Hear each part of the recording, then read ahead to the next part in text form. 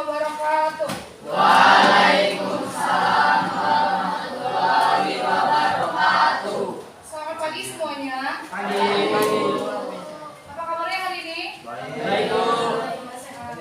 Sehat terus ya, karena cuaca sekarang lagi panas banget. Oke, hari ini siapa yang tidak sekolah? Iya. Pastinya selalu begini ya. Baik, sebelum memulai pembelajaran kita pada pagi hari ini, lebih baik kita berdoa terlebih dahulu. Ketua kelas atau yang mewakili boleh pimpin doa. Sebelum kita memulai pembelajaran pada hari ini, alangkah baiknya kita berdoa terlebih dahulu. Berdoa menurut kepercayaan masing-masing. Berdoa mulai.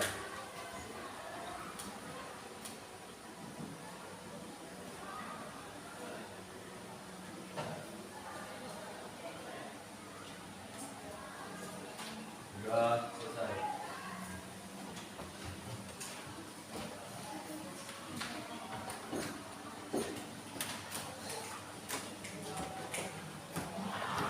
Baik, kemarin kita telah mempelajari materi prinsip dan motif ekonomi. Nah, Ibu sekarang akan mengulas. Masih pada ingat tidak apa itu prinsip ekonomi? Coba ya. Pedoman. Pedoman apa? Pedoman panduan dalam menjalankan kegiatan ekonomi. Ya, ekonomi. Selanjutnya motif ekonomi. Ya, silakan. Motif ekonomi adalah sesuatu yang mendorong manusia untuk melakukan kegiatan ekonomi. Ya, jadi dorongan atau alasan seseorang untuk melakukan kegiatan. Oke, benar sekali. Tepuk tangan untuk teman-temannya. Pasti masih pada ingat ya tentang materi minggu lalu. Hari ini kita mempelajari materi kegiatan ekonomi. Hubungannya antara prinsip dan motif dengan kegiatan ekonomi. Jadi sesuatu untuk kita menjalankan kegiatan ekonomi atau aktivitas ekonomi itu kita ada pedoman, ada aturannya. Kita nggak sembarangan untuk melakukan kegiatan ekonomi gitu. Nanti kita akan tidak tahu yang mana yang pentingnya dan yang mana yang tidak penting. Dan suatu kegiatan itu pasti kita ada alasannya. Gak mungkin seperti saat ini kita belajar ada alasannya untuk pintar atau untuk menyenangkan orang tua dan lain-lain. Pasti setiap kita punya alasan masing-masing. Oke, baik. Untuk langkah-langkah pembelajaran kita pada hari ini adalah yang pertama, Ibu tadi sudah mulai membuka salam doa dan lain-lain. Selanjutnya nanti seperti biasa kita akan melaksanakan permainan atau model TGT, Tips Games Turnamen, yang mana nanti kita menggunakan media domino. Yang kriteria penilaiannya adalah Ibu akan melihat yang mana poin tertinggi dengan waktu tercepat. Itu akan mendapatkan kriteria kelompok terbaik. Paham? Oke. Untuk tujuan pembelajaran kita pada hari ini adalah yaitu mengetahui dan memahami kegiatan ekonomi pada bidang distribusi atau pada kegiatan distribusi. Sebelum mulai pembelajaran kita pada pagi hari ini, Ibu ada sedikit tes briefing. Tes briefingnya adalah perhatikan panduan dari Ibu. Bagian sebelah tangan kanan Ibu ini tim hitam, sebelah kiri hijau. Bukan per meja ya, bukan per ini ya bagian, tapi buat kanan kiri. Ini hitam, ini hijau. Itu ya selanjutnya. Ini hitam, ini hijau, ini hitam, ini hijau. Gitu. Jadi rulesnya atau peraturannya seperti ini. Kalian berdiri berhadapan. Jadi bisa kalau Ibu katakan hi hijau. Jadi si hijau kamu harus pegang tangan dia. Kalau dia nggak kena berarti dia fokus.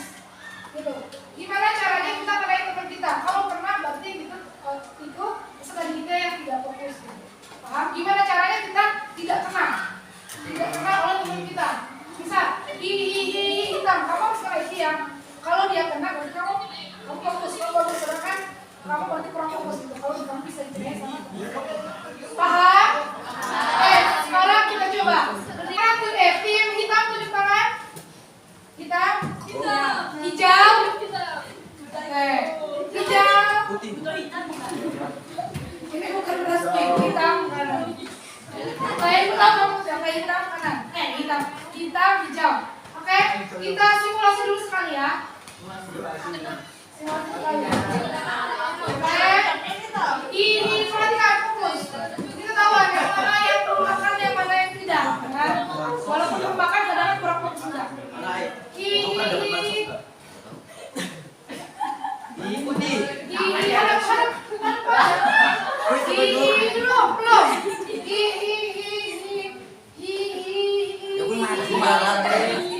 Hijau.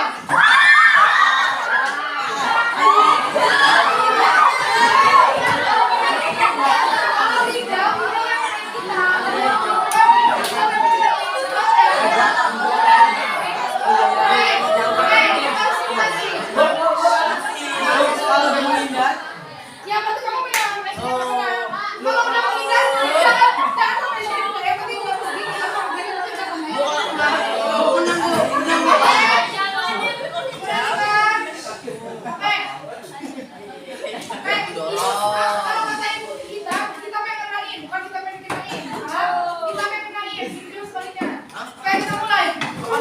lihat tadi di hijau satu dua tiga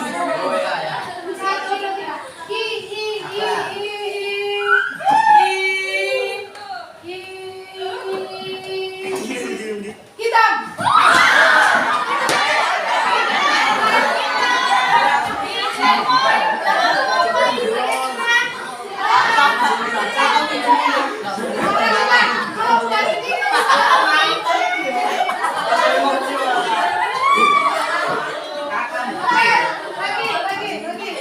Masih ada yang kena, berarti masih kamu masuk ke perut ya. Oh,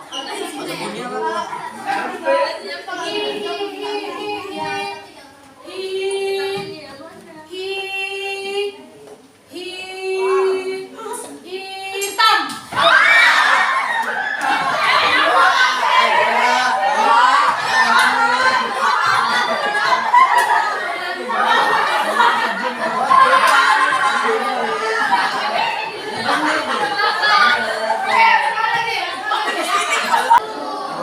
Ibaratnya gini, ini itu rahasia juga ibaratnya. Jadi gimana caranya kalau kurang kita berangkat kan?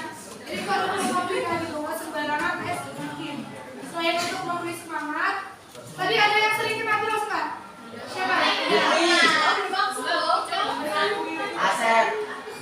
Oke, sekarang kita sebelum belajar ya. Baik, sekarang ibu lanjut ke materi.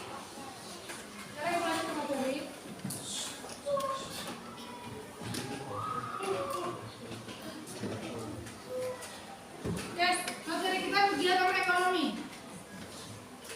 Apa di pikiran kalian setelah mendengar kata kegiatan?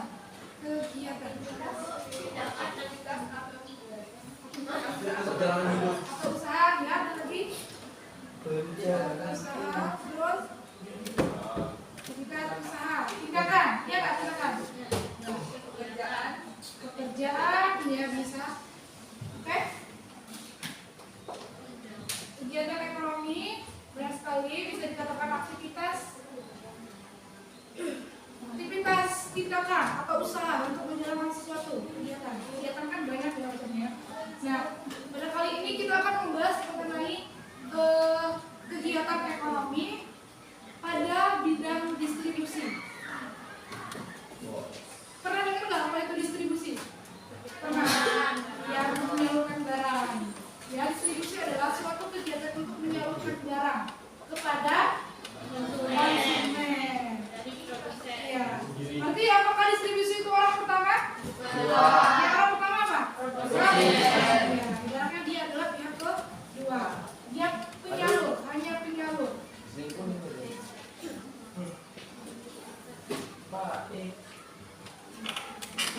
Produsen bisa jadi distribusi, tetapi distributor belum tentu jadi produsen. Biasanya kalau hanya menyalurkan, dia belum tentu yang memproduksi. Kalau dia memproduksi, biasanya dia ada yang menyalurkan, ada juga yang tidak, tergantung usahanya. Tergantung apa tergantung usahanya. Selanjutnya, di sini kita membahas tujuan distribusi. Yang pertama, membantu menyalurkan barang dan jasa hasil produksi sampai ke tangan konsumen. Seperti yang sudah kita bahas tadi.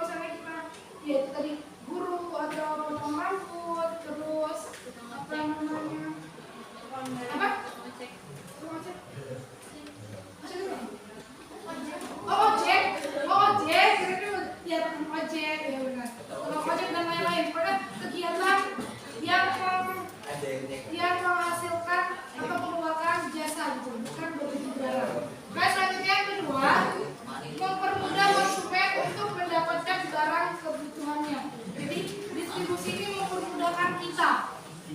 Contoh nih, bayangin kalau kita beli paket nggak ada kurir, apakah kita sanggup selalu mengambil paket tersebut di JNT atau JNF? Ya, jadi distribusi itu merupakan hal penting dalam suatu kegiatan ekonomi. Selanjutnya yang ketiga, membantu produsen untuk menjualkan barangnya. Ya, itu tadi. Karena biasanya beberapa produsen itu tidak menyalurkan barang. Dia hanya bertugas hanya memproduksi, tidak menyalurkan barang. Nah, di sini tugas distribusi atau tujuan distribusi adalah menyalurkan barang dari produsen. Selanjutnya, membantu meningkatkan kesejahteraan dan kemakmuran masyarakat. Ya. Jadi distribusi ini setelah disalurkan kepada konsumen, jelaskan itu untuk mencukupi kebutuhan sehingga masyarakat itu makmur dan sejahtera.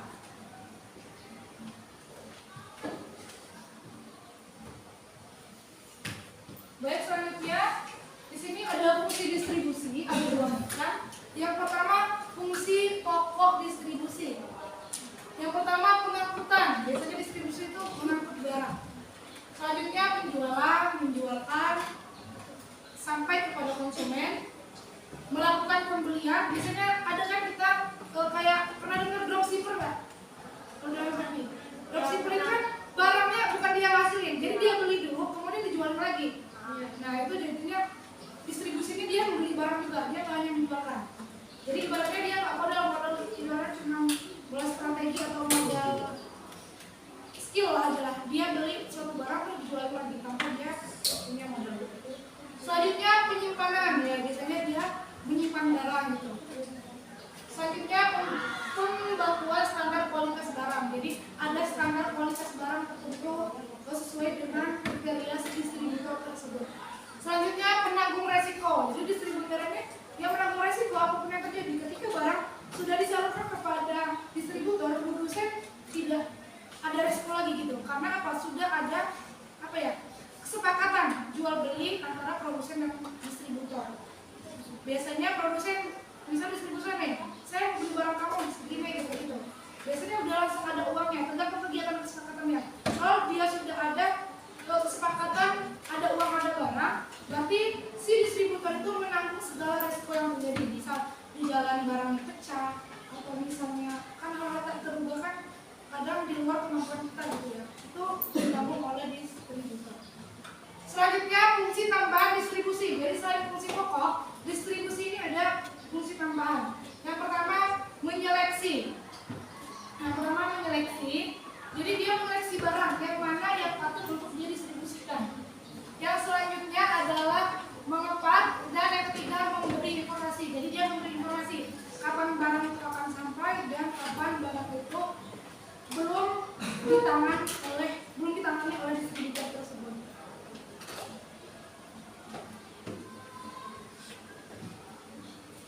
Selanjutnya pihak-pihak dalam distribusi.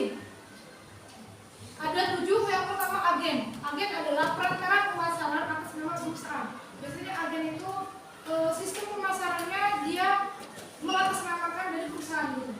Jadi orang atau pihak distribusi yang dari perusahaan.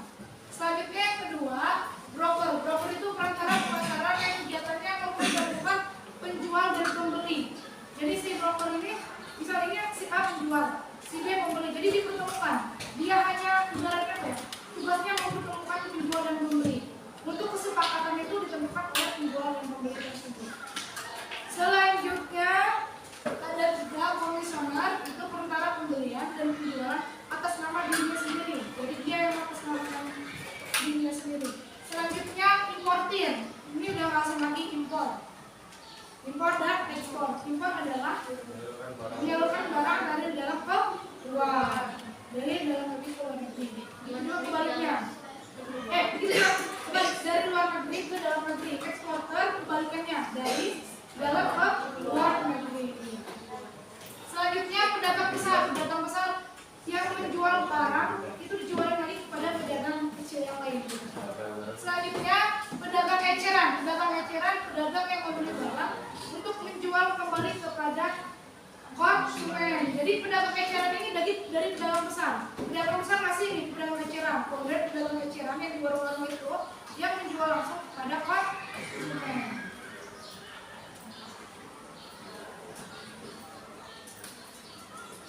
Selanjutnya faktor-faktor yang mempengaruhi distribusi ada 4: pasar, produk, dan produsen dan perantara. Jadi 4 ini merupakan faktor-faktor yang mempengaruhi distribusi. Kalau nggak ada produk, apa yang mau dijual oleh distributor? Kalau nggak ada pasar, tempatnya yang mana untuk melakukan transaksi? Selanjutnya kalau nggak ada produsen, dari mana? Hasil barang atau jasa yang akan dijualkan atau yang akan diberikan kepada konsumen? Itu jadi keempat ini sangat penting, merupakan faktor-faktor yang mempengaruhi distribusi.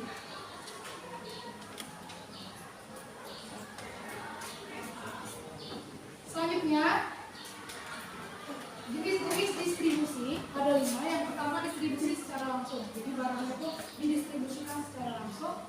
Yang selanjutnya distribusi secara tidak langsung, jadi melalui perantara. Selanjutnya distribusi intensif, jadi dia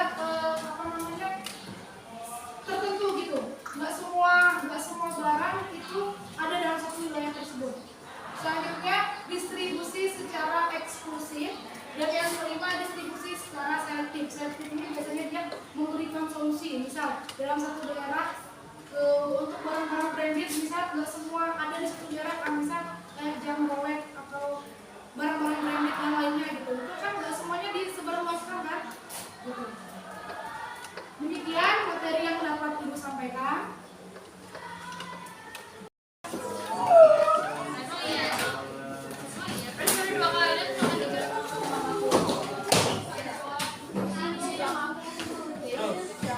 Silakan kembali kelompok masing-masing. Mejanya seperti biasa.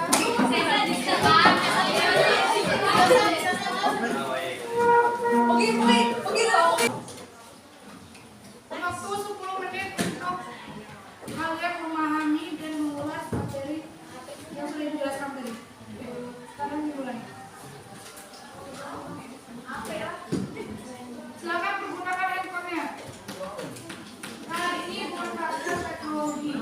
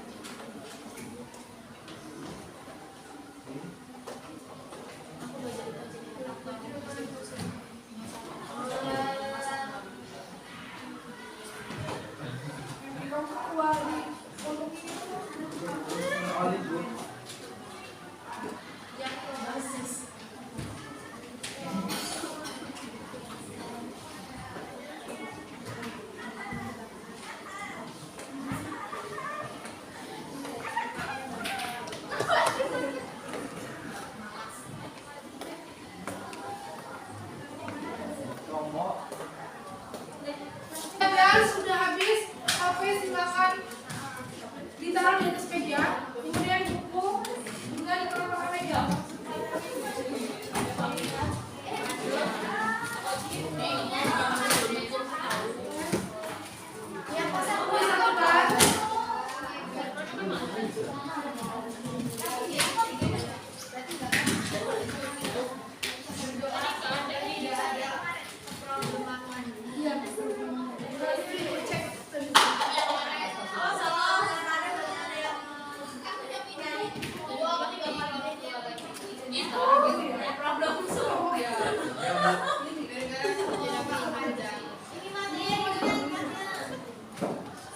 Sudah?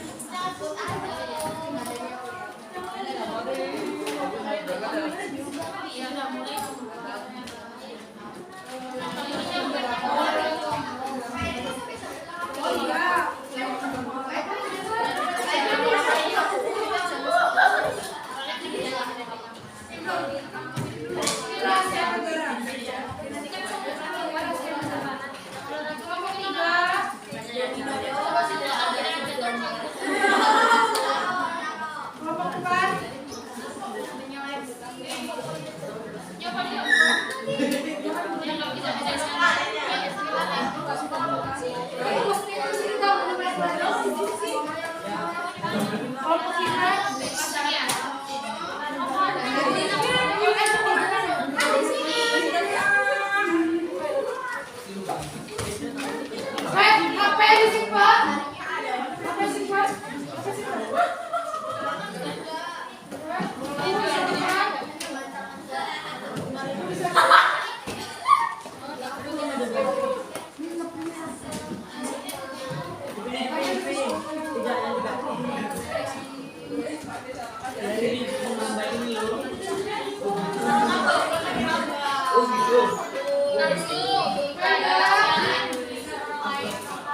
Sudah di tangan semua ya? Oke. Sudah di tangan semua?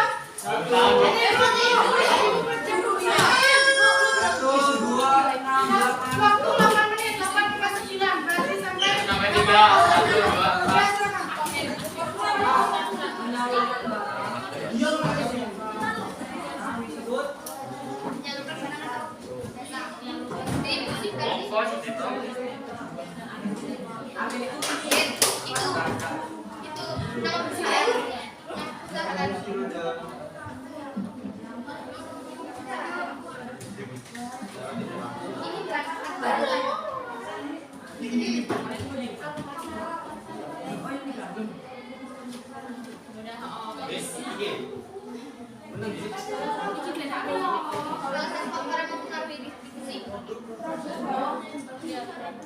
Ini benar-benar ini.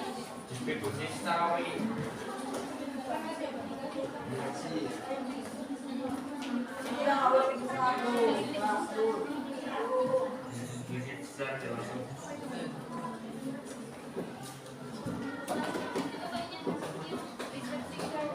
Itu tadi yang mana?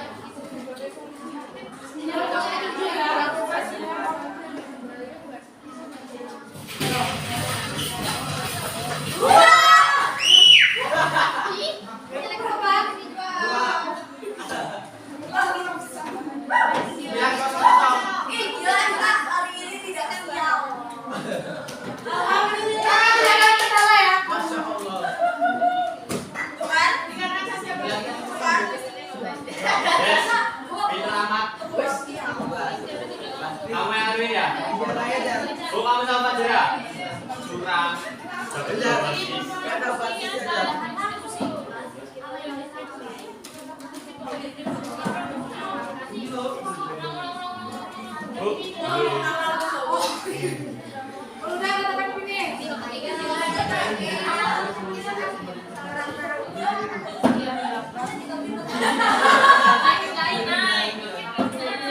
Terakhir ini nggak sih?